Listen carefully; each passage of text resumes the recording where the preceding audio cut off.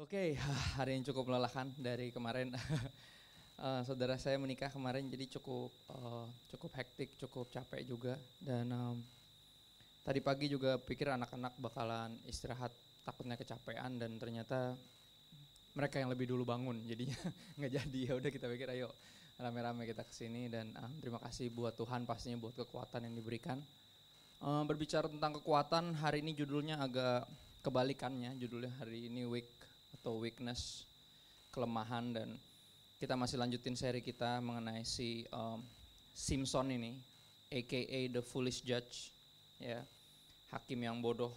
Dan setelah bagian pertama judulnya miraculous atau penuh dengan mujizat, penuh dengan keajaiban kelahirannya Simpson, berikutnya ada gifted, dia sangat berbakat, sangat bertalenta, sangat memiliki karunia, bahkan bisa saya bilang jagoan Alkitab yang memiliki superpower yang paling jelas, yang kayak di komik-komik itu Simpson, karena dia benar-benar punya kekuatan fisik yang nggak masuk di akal gitu. Dia punya kekuatan fisik yang supranatural dan kekuatan supranatural yang sangat natural. Jadi benar-benar kekuatan fisiknya dia dibilang berasal dari Tuhan. Dan kita udah belajar kemarin betapa mujizat seringkali bisa membuat kita jadi sombong, dan apalagi talenta atau bakat atau karunia bisa juga membuat kita sombong. Karena seri ini The Foolish Judge bicara tentang how to move beyond borders of pride, bagaimana caranya melampaui batasan yaitu kesombongan. Dan hari ini bicara tentang kelemahan.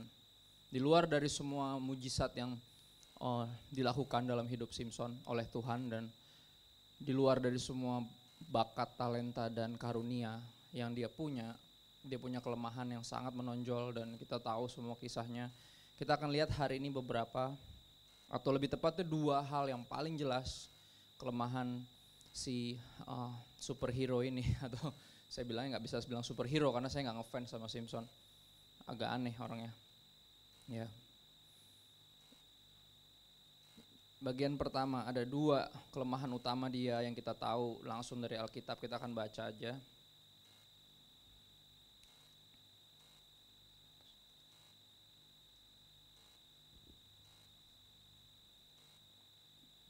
Hakim-Hakim 14 ayat 1 sampai 4 dan ayat 7 sampai 9. Hakim-Hakim 14 ayat 1 sampai 4 dan ayat 7 sampai 9. Dirangkum di depan, boleh ada slide-nya, saya udah rangkum sambil kita baca saudara, pelan-pelan. Simpson pergi ke Timna dan di situ ia melihat seorang gadis Filistin. Ia pulang dan beritahukan kepada ayah dan ibunya, di Timna aku melihat seorang gadis Filistin, tolong ambillah dia menjadi istriku. Dari mata turun, kayaknya bukan ke hati tapi ke tempat lain.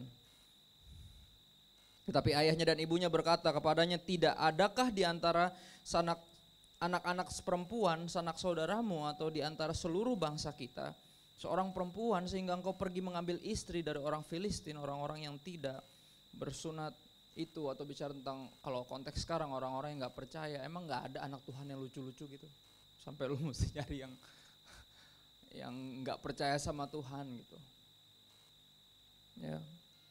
Tapi ntar alasan gitu lagi, tapi hot, neraka juga hot.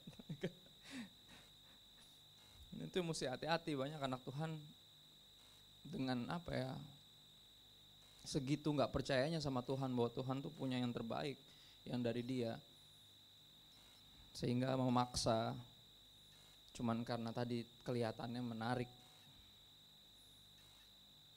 Dan ini jawaban Simpson kepada orang tuanya, kepada ayah ibunya. Tetapi jawab Simpson kepada ayahnya khususnya, ambillah dia bagiku sebab dia ku sukai. Dan ini yang kita lihat, kelemahan pertama dari orang ini adalah hawa nafsunya, lust. Lust itu disebut keinginan ya, keinginan.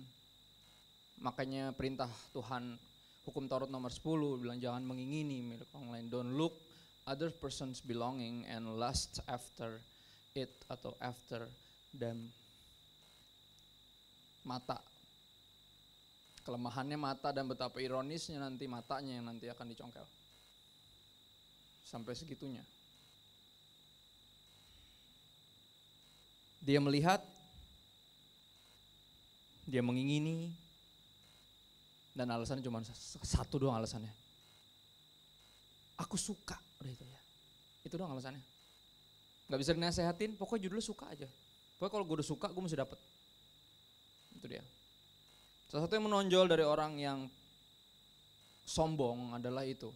Lust, karena dia berpikir hidup-hidup aing, suka-suka aing. Gue mau, ya mesti gue dapet. Terserah apa kata orang. Gue suka kok, gue mau kok. Itu kesombongan, gak bisa diomongin lagi, gak bisa diapa. Nanti di bagian terakhir dari seri kita, bagian kelima, kita akan bicara tentang ini yang disebut keras kepala, stubbornness, kekeras kepalaan yang membuat orang gak bisa lagi dinasehati karena dia ikutin hawa nafsunya yang konon kalau kata orang-orang yang udah jelas-jelas nih kita lihat kasusnya dan kita lihat, wah ini orang mengikuti hawa nafsunya tapi dia bilang itu cinta. Cinta dari mana? Cinta kasih tidak melakukan yang tidak sopan karena kasih tidak mementingkan dirinya sendiri. Itu udah jelas mementingkan diri sendiri. Lust itu dipenuhi dengan keegoisan. Sedangkan cinta sejati dipenuhi pengorbanan. Bahkan beberapa rumah tangga tetap bertahan karena ada satu, bukan dua loh, udah tinggal satu yang mempertahankan karena buat dia ini cinta bukan cuma nafsu. Yang satunya udah gak nafsu. Yang satunya tahu ini cinta, saya akan mengorbankan kebahagiaan saya demi ini tetap bertahan. Dengar kisah-kisah yang kayak gitu udah terlalu banyak. Hari Rabu kemarin saya ke Balikpapan sama tim, enggak sama tim sih, cuma sama teman, itu satu tim berdua doang. Karena harusnya bertiga tapi yang satu berhalangan karena papi mertuanya meninggal. Dan kita 2 utusan dari DPA, GBI dan kita dua-duanya bukan pendeta, dua-duanya desainer grafis yang menemukan panggilan Tuhan.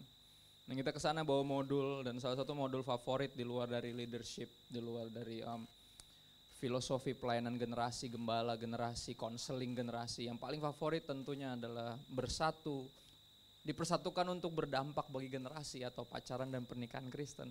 Itu favorit sekali. Dan kemarin saya bagiin dan itu udah kayak penghiburan karena yang lainnya kayak bentuknya agak-agak nggak ada kedagingannya gitu. Tapi ketika bicara pacaran dan pernikahan ada sedikit menghibur daging karena itu yang kayaknya paling penting dalam dunia ini nampaknya. Padahal itu kedua terpenting dalam hidup. Ada 2 keputusan besar yang nggak boleh salah. Yang pertama jangan sampai salah pilih Tuhan atau Tuhan mana yang mesti kita sembah pilih. Karena ada Tuhan yang benar dan ada Tuhan yang palsu. Jangan sampai salah pilih Tuhan. Yang kedua, jangan sampai salah pilih pasangan karena pasangan kita ini akan menemani kita, mendukung kita untuk menyembah dan mengabdi kepada Tuhan yang tadi kita pilih pertama. Salah pilih satu berantakan semua. Salah pilih Tuhan udah jelas berantakan. Mau keluarganya sakinah mawaddah warohmah kek, mau kaya raya kek, mau mempunyai seluruh isi dunia kek, kalau Tuhannya salah nggak ada intinya.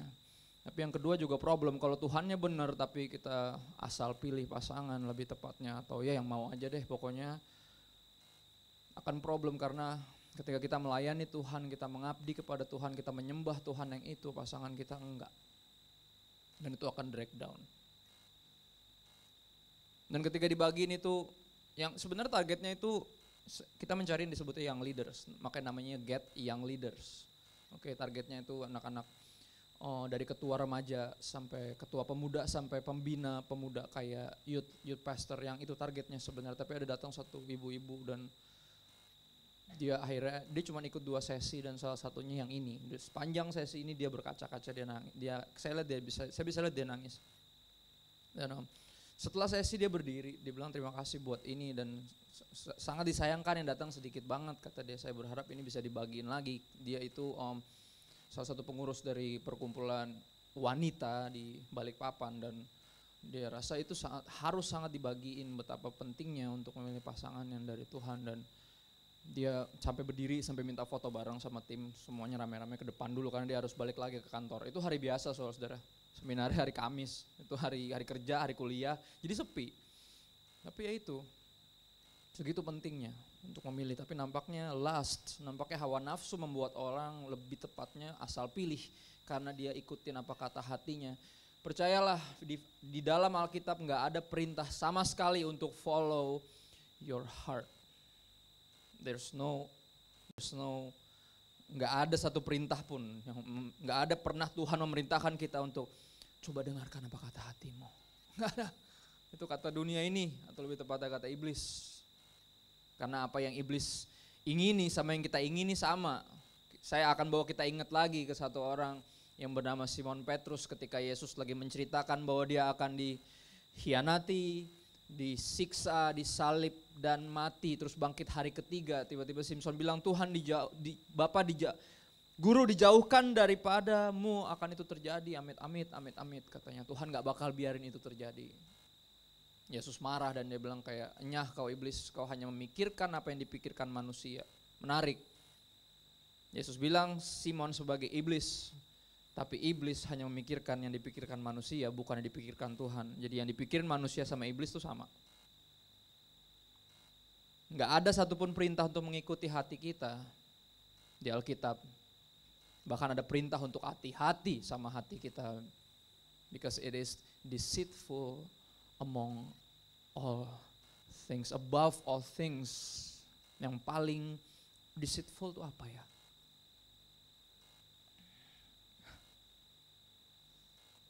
Ya itu paling bisa menipu. Hati itu paling menipu. Karena manusia bisa ditipu sama hatinya sendiri, saking menipunya. Jadi jangan, don't follow your heart, follow your God. Jangan dengarkan suara hatimu, dengarkan suara Tuhan. Dengarkan suara Roh Kudus yang tentunya keinginannya berlawanan dengan keinginan daging. Tapi orang yang sombong akan ikutin hawa nafsunya karena dia pikir ya aku suka. Hashtagnya sebab kita suka. Gitu. Apa itu? Nggak tahu. Sebab kita suka. Jadi ya itu suka-sukanya dewek. Matius 7, 21-23 minggu lalu saya bahas tentang pada hari terakhir semua akan berteriak-teriak Tuhan, Tuhan bukankah kami sudah begini demi nama begitu, demi nama begitu, demi namamu. Dan Tuhan bilang, sungguhnya aku berkata kepada mereka, enyahlah hai pembuat kejahatan, anomia, artinya orang yang hidupnya bahasa Jawanya saudele dewe, saya enak-enaknya sendiri, lawless,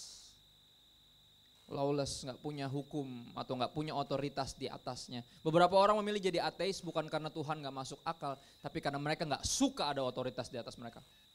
Lebih ke keputusan moral. Lebih kepengen suka-sukanya sendiri, nggak mau ada hukum atau ada pribadi satu di atas yang punya hukum yang harus diikutin, nggak mau.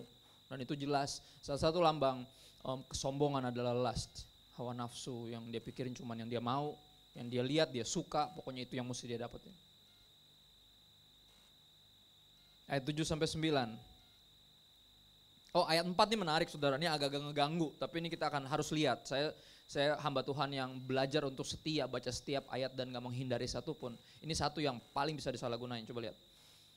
Tetapi ayahnya dan ibunya tidak tahu bahwa hal itu daripada Tuhan asalnya. Wow, apanya? Lustnya? Oh bukan. Lustnya Simpson berasal dari Simpson. Tapi saudara mesti tahu, ini Tuhan pakai. Lihat nih, Tuhan bisa pakai apa aja dan siapa aja. Tuhan pakai si jagoan ini dengan hawa nafsunya dan Tuhan pakai buat alatnya dia dengan cara yang menarik. Ya, tapi ini ironis. Kenapa? Karena banyak orang berpikir ya yang penting kan dia dipakai Tuhan, yang penting gue dipakai Tuhan. Ya, bahkan satu hamba Tuhan yang saya dulu kagumi dan saya kaget ternyata dia cucok cing, ternyata dia begitu saudara, dan saya nggak tahu. Khotbah bagus, sangat menantang, teologinya bagus.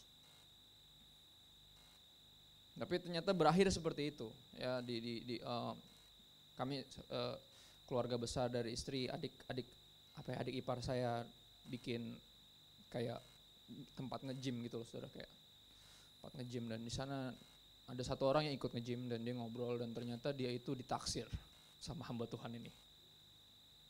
Capcay cin, capek deh. Itu dia, itu yang ada. Kaget setengah mati saya. Tapi saya udah agak ngeliat gelagatnya sih, agak gak heran juga, cuman kaget aja maksudnya. Dan ini yang lebih ngeri lagi, ya. Berapa kali orang ini diajak ikut temenin dia pelayanan, hah? Temenin pelayanan, dan saudara tahu dong bukan cuma temenin pelayanan kan. Dia bilang gak mau dan dia orangnya lurus yang ini straight orang ini. tawarin itu sama hamba Tuhan itu, dan dia sempat bertanya, lu kok khotbahnya bener tapi kok hidup lu nggak bener gitu. Dia bilang yang penting khotbah gue bener. Hidup gue mah terserah gue, yang penting khotbah gue bener, yang penting orang dapat yang benar. Gue bilang kayak, apa itu? Itu pandangan-pandangan yang salah. Betapa orang bilang yang penting dipakai Tuhan. Nah, dipakai Tuhan buat apa dulu? Yudas juga dipakai Tuhan. Dan salah, jangan pernah lupa itu Yudas Iskariot juga dipakai Tuhan. Tapi bukan gitu caranya. Bukan pembenaran dari semua hawa nafsu kita. Ya habis gimana dong, gue emang kayak gini sih. Orangnya nafsuan, gimana dong? I'm wired this way, born this way. Gak ada alasan. Tapi ini yang menarik, tapi ayahnya dan ibu tidak tahu bahwa hal itu dari Tuhan asalnya.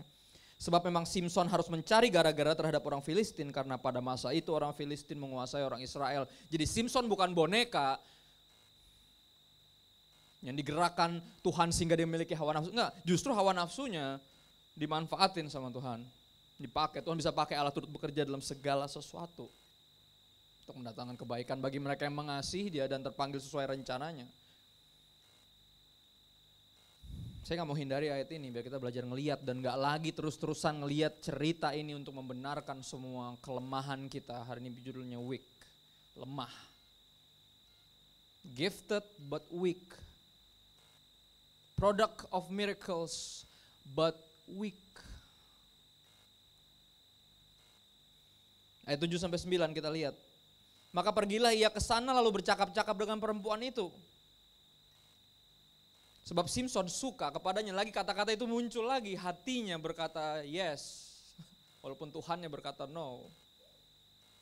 Mana yang harus kupilih, madu di hadapanku dan racun, aku tahu ini sebenarnya racun juga, dan madu jadi satu, jadi gabung jadi satu jus madu racun. Setelah beberapa waktu kembalilah ia ke sana untuk kawin dengan perempuan itu. Rusuh banget nih orang, dia gak peduli apa kata orang tuanya. Dia ikutin kata hatinya, dan ketika ia menyimpang dari jalan untuk melihat bangkai singa, dia sempat yang kita pelajari minggu lalu, dia sobek-sobek singa dengan tangan kosong. Dan itu jadi bangkai. Dan saudara mesti tahu dia ini anak Nazar. Dia itu punya sumpah Nazar atau apa? Nazarite vow disebutnya. Dan itu salah satunya adalah nggak boleh menyentuh yang najis, dan bangkai itu najis. Secara Yahudi itu udah jelas najis dan dia nggak boleh nyentuh bangkai. Jarak ada radiusnya. Ya, salah satunya nggak boleh nyentuh benda mati. Makanya ada perumpamaan ini, kisah tentang orang Samaria yang baik hati. Saudara ingat gak orang Samaria itu ada orang dipukulin di jalan, terus di setengah telanjang setengah mati, dan ada orang beberapa yang lewat. Yang pertama imam, yang kedua pokoknya bahasa sekarang pendeta lewat, terus WL gereja yang terlambat lewat. Pokoknya dia bilang kalau gue ngurus ini terlambat nanti nggak bisa mulai kebaktian. Jadi mereka punya bukan cuman nggak mau, bukan nggak punya rasa iba, agamanya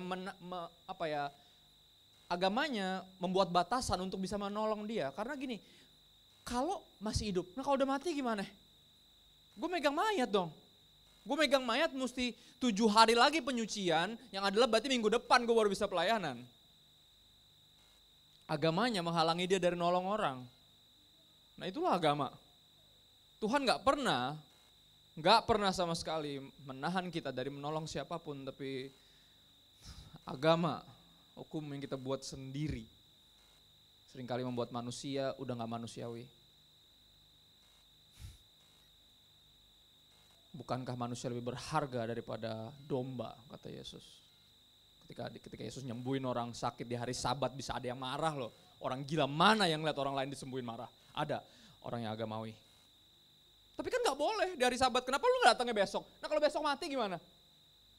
Sembarangan. Nah itu dia, agamanya menahan, kayak put borders, bahasanya New Wine, borders. Untuk gak bisa nolongin itu, kenapa? Karena gak boleh nyentuh yang udah mati. Karena ini orang setengah mati, antara mati atau enggak bisa diterang. Woi masih hidup gak? Kok udah mati kan gak bisa, akhirnya udahlah ribet. Gue mesti khotbah, gue mesti EL, lewat semuanya. Dan sama, dia mestinya gak boleh nyentuh ini. Bangkai singa yang dia sobek-sobek, dia sempat di perjalanan berangkat, dihadang singa, disobek-sobek, langsung dia nyamperin tuh perempuan ngobrol-ngobrol, gak tahu sempat nginep atau enggak. ya kan? Karena ada ini apa kayak ungkapan gitu. Kenapa kalau pacaran itu kalau udah mau goodbye itu cium jidat. Ciumnya jidat. Kenapa? Soalnya kalau cium bibir jadinya nginep katanya, nggak jadi pulang. Kurang asem. Tapi kita hidup di dunia itu ketika semuanya itu udah jadi umum kayak gitu. Moralnya udah terlalu rusak.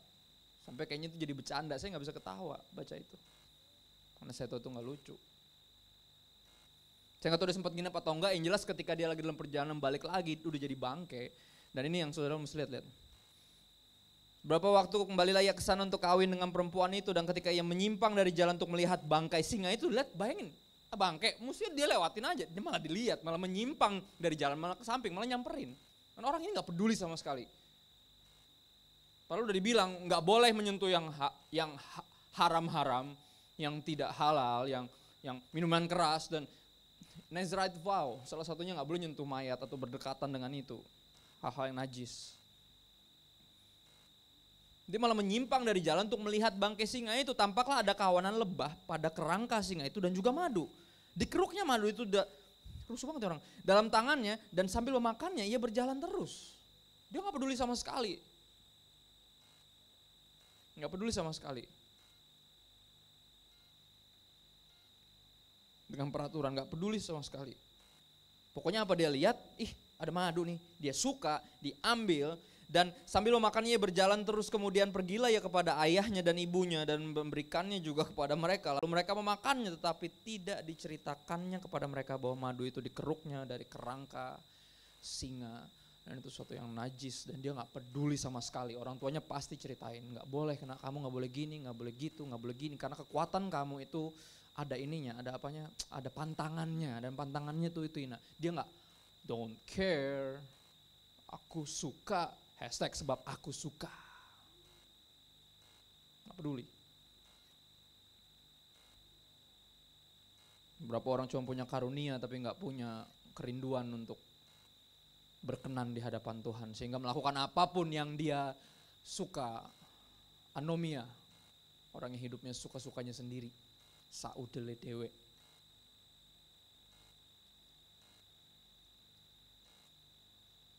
Pasal 16 masih berkaitan dengan poin pertama, yaitu lust atau hawa nafsu, kelemahan dari seorang yang sangat memiliki karunia, product of miracles. Hakim-Hakim 16 mulai ayat 1 dan 4 ada di slide, kayaknya aku udah rangkum tadi pagi. Ya, karena tadi malam udah tepar. Boleh slide berikutnya di Hakim-Hakim 16. Oh ini Hakim-Hakim 14, 16, coba mundur dikit deh. Ini slide keberapa ya? Coba mundur dikit, boleh? Masih mundur dikit. Ya lagi. Itu maju bukan mundur. Mundur. Slide kedua, nggak salah. Tadi kan baru slide pertama. Ya, Hakim-Hakim 16. Ini saya salah tulis, Hakim-Hakim 14 harusnya 16. Pada suatu kali ketika Simpson pergi ke Gaza, dilihatnya di sana seorang perempuan sundal lalu menghampiri dia. Udah jelas perempuan sundal, dia nggak peduli lagi. Ya, perempuan sundal, bahasa sekarangnya pelacur, bahasa Chinese-nya pecun. Apalagi biar kasar, biar berasa benar. Kalau enggak orang udah nggak ngerasa lagi itu salah. Bahasa Betawi atau bahasa Indonesianya perek. Apalagi biar berasa. Benar, karena ketika kita berkaitan dengan hal-hal berkaitan dengan hawa nafsu, semuanya yang kita sentuh karena hawa nafsu jadi najis. Seks itu gift. Seks itu anugerah. Tapi kalau hatinya itu penyembah berhala, seks itu jadi berhala. It's God's gift, not God. Berkat Tuhan, bukan Tuhan. Anugerah harusnya. Tapi harus apa? Dengan hati yang murni, hati yang benar-benar masih menyembah Tuhan dan memilih untuk berkomitmen. Itu jadi indah, tapi somehow jadi rusak. Seolah jadi dunia ini berpikir, bahkan orang umumnya berpikir seks itu gross, menjijikan. Padahal itu gift. Bukan itu yang salah. Yang salah hati kita. Lust yang bikin semuanya salah. Jadi rusak semuanya. Suatu kali ketika Simpson pergi ke Gaza, dilihatnya di sana seorang perempuan, selalu dimulai dari dilihatnya.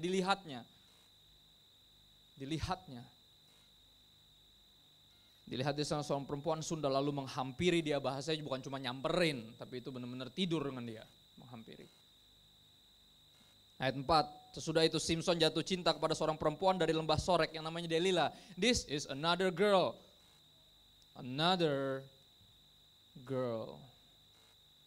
In what verse? 1, 2, 3. In just 2 verses later, another girl. Then this girl right here is the end of Simpson. The end of this supposed to be superhero. The end.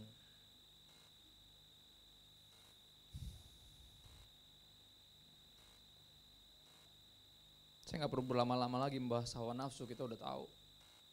Yes, one of the 7 deadly sin, salah satu dari 7 dosa yang benar-benar deadly. Itu salah satunya lust. Berikutnya ada greed. Berikutnya ada pride. Ada macam-macam sebenarnya. Jadi jangan ini selalu jadi seolah ini yang paling menjijikan. Semua dosa menjijikan di hadapan Tuhan. Semuanya itu dysfunction. Dan semuanya harus diperangi. Semuanya harus digumuli, dilawan, Berikutnya, yang kedua setelah lust, kelemahan utama Simpson tentunya kita tahu namanya anger. Saya pernah khotbahin ini di salah satu teens campur youth dan anak-anak muda, saya ajarin betapa bahayanya amarah. Anger is dangerous. Dalam kata dangerous ada kata anger yang cukup gede. Saya bikin kaos itu cuma belum kesampaian sampai sekarang. Dangerous, angernya ditebelin karena anger is dangerous, it is. Coba kita akan lihat amarah Simpson dan efek jelek apa yang ditimbulkan dari dia nggak bisa mengendalikan amarahnya. Ya, yang pertama Hakim-Hakim 14 ayat 19 sampai 20 ada di situ, boleh maju sedikit. Hakim-Hakim 14. Coba kita lihat deh, Saudara. Ada detail yang menarik. Kita udah baca ini kemarin, minggu lalu. Hakim-Hakim 14. 19 sampai 20. Di sini ini yang terjadi adalah dia married sama tadi perempuan di Timna, ini yang pertama kali, gadis Filistin tadi yang dia lihat dan dia lihat cantik terus dia pengen jadi istrinya. Dan ini yang terjadi, habis itu dia sok-sok bikin pas lagi pesta, kayak pesta pernikahan itu, pesta resepsinya berapa hari, 7 harian, dan dia bikin taruhan yang konyol. Dia bilang bahwa kalau dia kasih teka-teki itu tentang madu di kerangka singa itu, dia bikin teka-teki dan sebenarnya nggak ada yang bisa jawab, tapi perempuan ini ngerengek, pengen tahu jawabannya dan habis itu dibocorin jawabannya.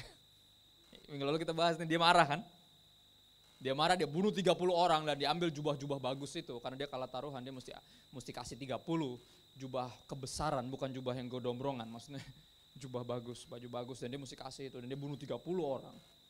Amarahnya membuat dia melakukan hal itu, dan ini yang terjadi gara-gara amarahnya dia. Dikatakan di sini amarahnya masih juga menyala-nyala, padahal dia udah bunuh 30 orang dan ambil jubahnya, akhirnya dia kalah. Kenapa dia masih menyala-nyala? Karena kalah taruhan, sebel. Orang kalau kalah itu sebel. Udah keselnya gak kelar-kelar. Tetapi amarahnya masih juga bernyala-nyala, dan kita tahu dia bukan cuman sering marah, tapi dia pemarah. Dan itu yang problematik. Menarik, dalam Alkitab gak pernah ada larangan untuk marah. Tapi ada semua peringatan untuk tidak menjadi pemarah. Tetapi amarahnya masih juga bernyala-nyala, lalu pulanglah ia ke rumah ayahnya. Dia pulang ke rumah papah benernya, tinggalin istrinya di sana sama papi mertuanya, bodo amat. Dia kesel, dia pulang, dia marah. Ya, maka diberikanlah istri Simpson itu kepada kawannya, bekas pengiringnya, bestman-nya. Lihat. Ini bukan cuma ditinggalin bentar terus besok balik lagi, bukan. Ini ditinggalin, ngerti kan bahasa pernikahan ketika ditinggalin. Dan ini yang terjadi, akhirnya apa? Papi mertuanya bilang, ini anak gue kenapa ditinggalin begini, dibiarkan terbengkalai begini. Yaudah nih, dikasih ke bestman-nya, bekas pengiringnya. Dikasih ke bestman untuk jadi istrinya, nih. Karena apa? Ditinggalin gitu aja udah, seenak-enak jidatnya main pulang-pulang aja. papanya, yang dia gak mau dengerin juga, padahal papanya juga dia gak mau dengerin. Cuman dia pengen seenak-enaknya, gue kesel, bodo amat. Tinggalin. Lu bikin kesel, lu sih gara-garanya, bodo amat, tinggalin. Seenak-enaknya. Buat orang yang dipenuhi hawa nafsu, dipenuhi kesombongan dan amarah, selalu yang salah itu orang lain. Selalu yang salah orang lain. Aku udah ngomong ini berkali-kali. Untuk memperingatkan siapapun yang terus cari kambing hitam dalam hidupnya. Aku memperingatin sekali lagi karena ini Tuhan yang tekan. Ya jangan sampai nanti lu udah tinggal seorang diri dan gak ada yang bisa lu salahin lagi dalam hidup. Dan lahir lu tahu yang salah sebenarnya selama ini lu. Jangan sampai semua meninggalkan kita. Dan kita gak punya siapa lagi. We have no one to blame. And then we realize we are the one that's being wrong all along. Ironis. Dan yang terjadi akhirnya istrinya dikasih ke dikasih ke basementnya sama papi mertuanya, kan ditinggalin gitu aja. Gara-gara amarah istrinya dikasih ke orang lain. Akibat dari amarah selalu ada. Akibat dari ngamuk kayak gini, karena dia bukan cuma marah tapi ngamuk, saudara. Tapi Yesus juga pernah ngamuk, nanti saya bahas pelan-pelan, ujung ini kita akan bahas tentang amarah, tentang kemarahan. Bukan gak boleh marah, tapi jangan sampai bikin dosa gara-gara marah. Ya, kita akan lihat. Berikutnya, di situ kayaknya ada. Hakim-Hakim 15 ayat 1-6 kita baca, saudara, sambil ini ada ringkasan di depan, kita baca dulu secara bersama. Simson melawan orang Filistin. Beberapa waktu kemudian, Hakim-Hakim 15 ayat 1. Beberapa waktu kemudian dalam musim menuai gandum, pergilah Simson mengunjungi istrinya dengan bawa seekor anak kambing serta berkata, ini dia bawa bunga sebenarnya, cuma zaman itu bunga itu anak kambing. Ini dia mau try to be romantic untuk dapetin apa yang dia mau. Apa yang dia mau? Coba lihat. Ini anak kecil, bukan buat anak kecil memang Alkitab, saudara. Buat orang dewasa, dan orang dewasa ceritain ke anaknya. Jadi jangan pernah nyalain guru sekolah minggu ketika anak kita kurang rohani. Lihat anak sering gagal taat tapi jarang gagal niru. Beberapa anak gak ke gereja karena papahnya gak ke gereja. Padahal mamanya ada di situ. Beberapa anak susah ke gereja karena itu. Dia ngeliat contohnya. Beberapa waktu kemudian dalam musim menuai gandum, pergilah Simson mengunjungi istrinya dengan membawa seekor anak kambing serta berkata, aku mau ke kamar mendapatkan istriku. Tetapi ayah perempuan itu tidak membiarkan dia masuk. Kenapa? Emang itu masih istri lo? Itu bahasa Betawinya. Enak aja, men, tinggalin lama tuh balik-balik bawa anak kambing, kasarnya bawa martabak manis. Pak, ini ada martabak nih dikit nih om, papi, pih. Manggil masih pih, udah bukan istrinya, dia gak tahu istrinya udah dikasih ke basementnya. Kata ayah perempuan itu, aku telah menyangka bahwa engkau benci sama sekali kepadanya. Lihat, karena dia ngamuk. Amarahnya paling dia ngamuk gara-gara kalah taruhan. Dia ngamuk gara-gara kalah taruhan, dia marah sama semua orang. Dan dibilang amarahnya masih menyala-nyala, dia tinggalin istrinya. Dan papinya sampai bilang, ya dipikir udah gak mau. Benci sama sekali, marah banget kayaknya. Padahal marahnya bukan sama istrinya. Lihat gak, orang kalau marah itu konyol. Kenapa? Karena semua orang kena imbasnya. Semua kena ciprat. Kenapa nih orang? Nggak tahu, kena ciprat semua.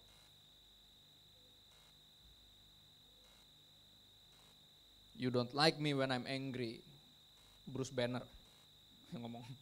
Hulk. Aku telah menyangka bahwa engkau benci sama sekali kepadanya, sebab itu aku memberikannya kepada kawanmu. Nah ini bapaknya saking paniknya, kenapa ini orang ini rusuh.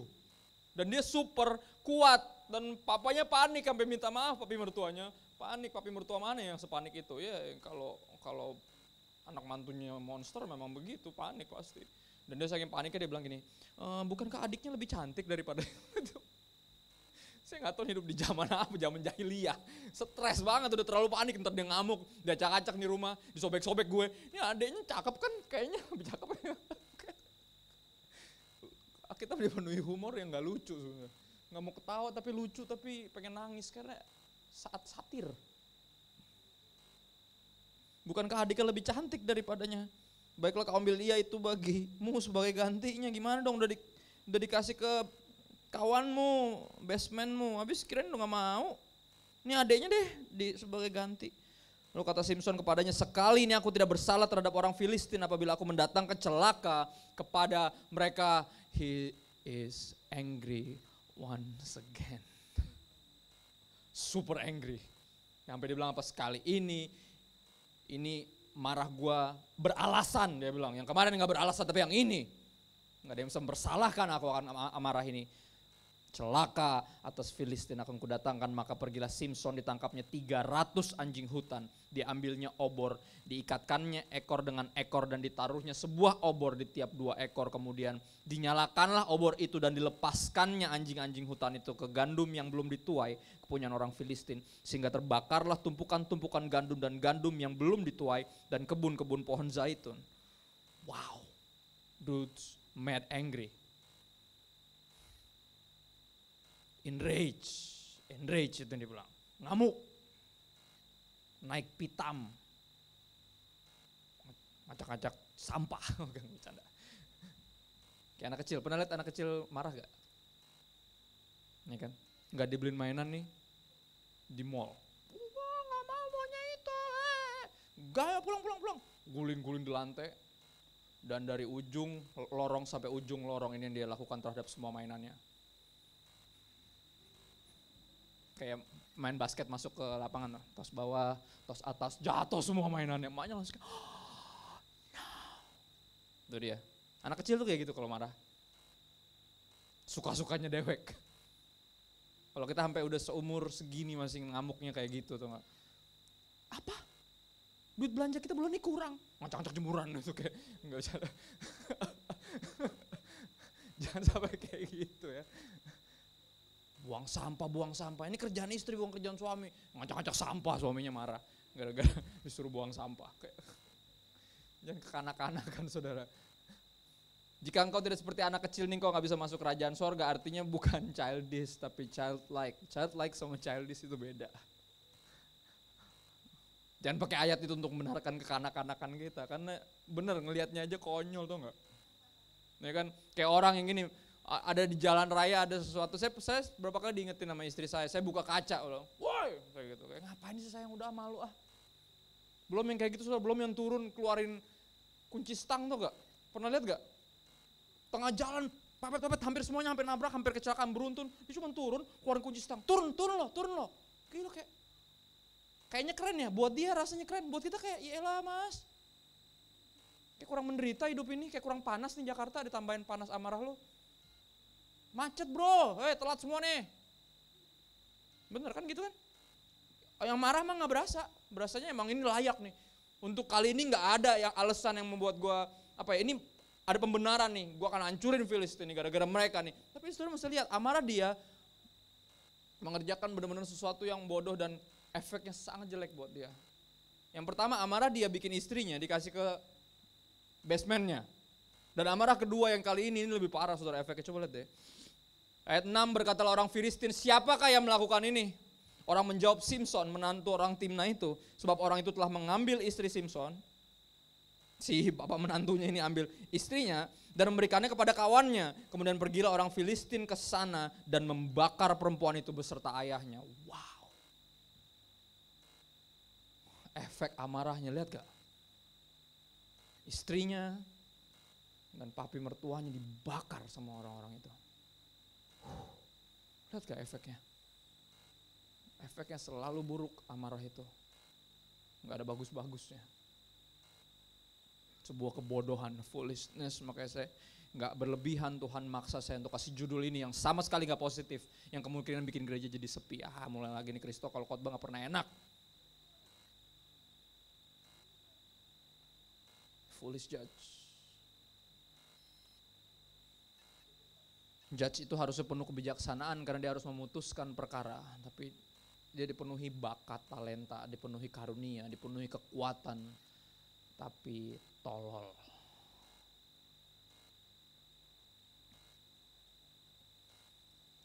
Kita akan lihat 2 ayat mengenai amarah.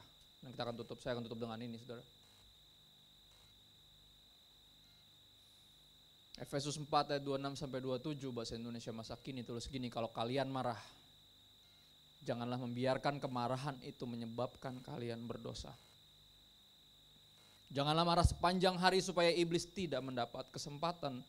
Ya, nampaknya iblis paling dapat kesempatan ketika kita marah dan dibawa tidur.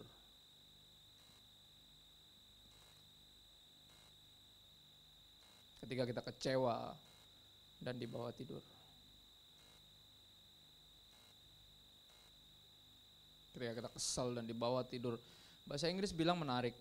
Dia bilang gini, nggak pernah ada larangan buat orang Kristen untuk marah, nggak pernah ada. Bahasa Inggris tulis gini, be angry but do not sin. Marahlah tapi jangan berdosa. Marahlah tapi jangan sampai kemarahan itu menyebabkan kalian berdosa. Dan jelas Yesus pernah marah. Sampai level ngacak-ngacak gereja, saudara. Marah banget dia. Dia bilang dia sampai dibilang dia itu ngelihat rumah bait Allah ini dijadiin tempat jualan. Dia ngamuk banget, dijadiin komoditi bisnis dan dia marah banget. Dia diambil tali, oke, dijadiin pecut, dihancurin semuanya, mejanya diberantakin, dikebalikin. Itu rusuh banget. Dia bukan cuma marah banget, marah besar, dia ngamuk, bisa tepatnya dibilang kayak gitu. Tapi ngamuknya dia beralasan atau enggak? Beberapa orang yang ngeliat itu kayak semua agamawi kayak dia ngacak-ngacak. Ini apa, DVD bajakan depan gereja? Dia acakin semua DVD bajakan, tukang somai lagi, son. Gitu. Gue dia acak-acak semuanya. Dia nggak suka. Enggak, itu penggambarannya. Bukan yang jualan-jualan depan gereja, bukan yang itu. Tapi yang lebih tepatnya menjadikan rumah Tuhan sebagai sarang penyamun.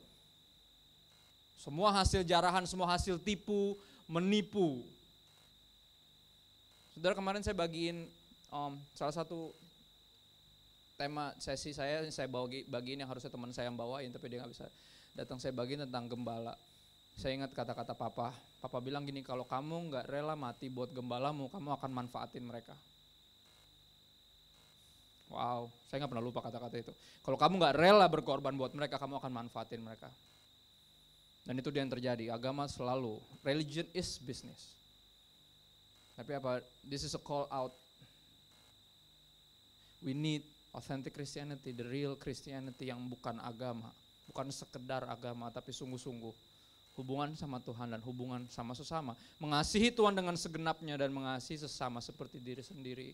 Artinya apa? Kita akan rela berkorban buat orang-orang ini dan gak akan manfaatin. Tapi ini yang terjadi. Bahkan dari dulu.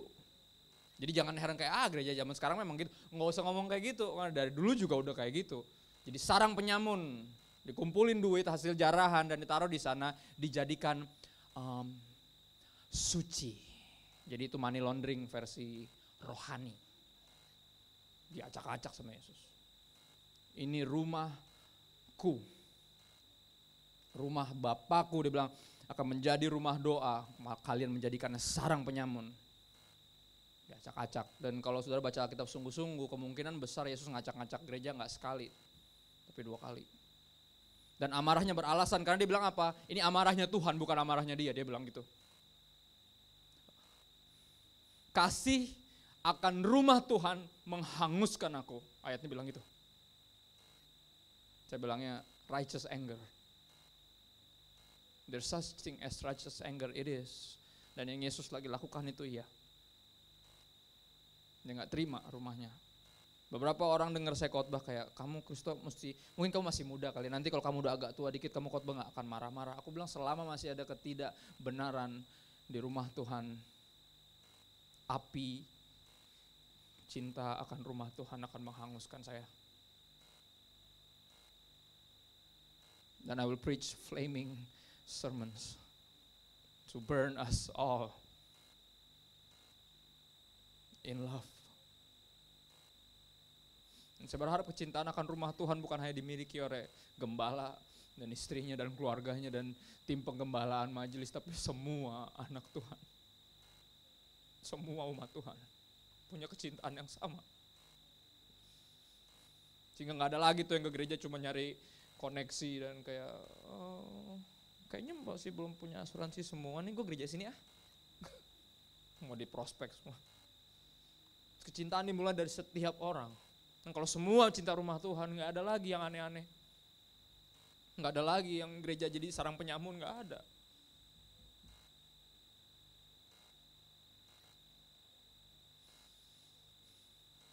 Berikutnya, ayat terakhir tentang amarah. Yakobus 1 ayat 19 sampai 20. Hai saudara-saudara yang kukasihi, ingatlah hal ini. Setiap orang hendaklah cepat untuk mendengar. Karena gini, ciri-ciri pertama dari orang sombong adalah nggak mau dengerin siapa-siapa. Sulit untuk mendengar. Nggak bisa ada yang ngomongin.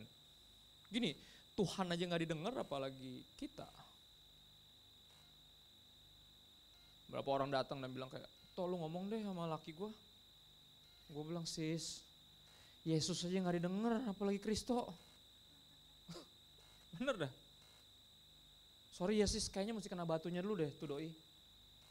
Ini bukan doain, bukan nyumpain nih, bukan. Tapi kayak kalau belum kenapa gitu, belum mau denger.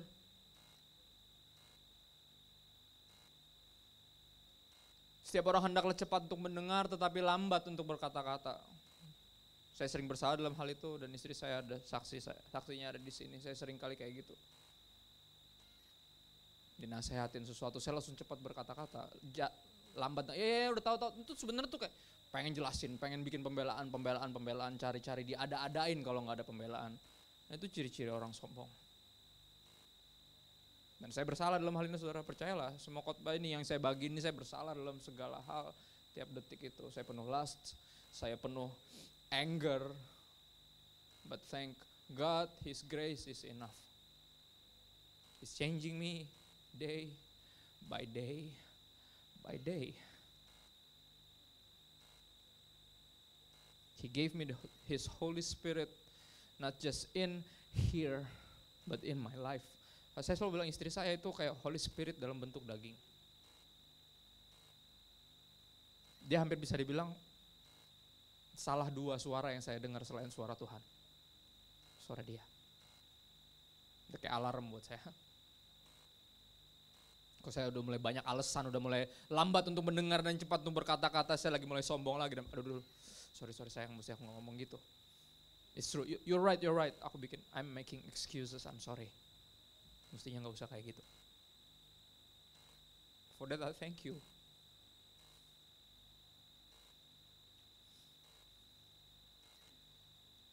Setiap orang hendaklah cepat untuk mendengar, tetapi lambat untuk berkata-kata dan juga lambat untuk marah. Sebab amarah manusia tidak mengerjakan kebenaran di hadapan Allah. Kita lihat kebodohan demi kebodohan, musibah demi musibah yang terjadi dalam hidup Simpson karena dia gak bisa mengendalikan amarahnya. Bahasa Indonesia masa kini tulis menarik, orang yang marah tidak dapat melakukan yang baik, yang menyenangkan hati Allah. Jadi di sini biar semua yang ada di sini, biar kekristenan kita tidak dipenuhi amarah, dipenuhi sungut-sungut, dipenuhi keterpaksaan, biar semua pelayanan kita para hamba-hamba Tuhan, aku berbicara kepada sama teman-temanku di sini, nggak dipenuhi keterpaksaan itu. Karena apa? Orang yang marah tidak dapat melakukan yang baik. Biar semua pelayanan yang kita lakukan bukan kayak, oh lu pikir lo, gitu. Karena itu membuktikan kepada siapa? No, we got no one. Kita nggak punya satupun orang yang harus kita buktikan kasih selain Tuhan. We live in the audience of one. He is our only audience. And He can see His heart. See His heart, dia bisa melihat hati sampai kedalamannya. Orang yang marah tidak dapat melakukan yang baik, yang menyenangkan hati Allah. Karena amarah itu dysfunction of the heart. Yang bisa menyenangkan hati Tuhan cuman yang ada di hatinya, yaitu kasih. Kasih yang dibilang menutupi amarahnya dia. Amarahnya Tuhan semuanya beralasan. Setiap kali dia melakukan sesuatu yang kayaknya di luar batas, khususnya di perjanjian lama, semuanya beralasan karena dia Tuhan. Dia gak mungkin salah dalam amarahnya, tapi bahkan kasihnya dikatakan menutupi amarahnya, dan itu yang saya suka. Ya, biar ini jadi pembelajaran. Karena ini seri berikut setelah Yunus yang jadi pembelajaran bentuknya. Kita harus jangan jadi kayak dia.